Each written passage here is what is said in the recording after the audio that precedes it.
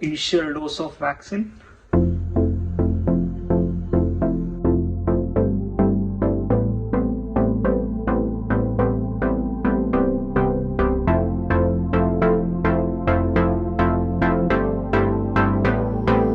Hello everyone, welcome back to our channel. This video just illustrates my brother's own experience of getting the COVID-19 vaccine. He got the appointment at Walgreens pharmacy located at Jamaica, which is 30 minutes bus journey from his home. Regarding how to book the appointment through various methods and eligibility criteria of it, a detailed step-by-step video is already released. The link is in the description below.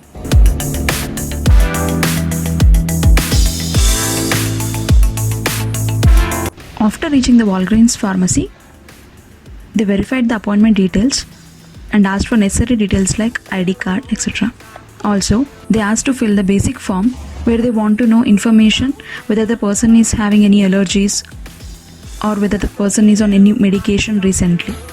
After completing the basic formalities, they gave him the vaccination and asked him to stay for 15 minutes.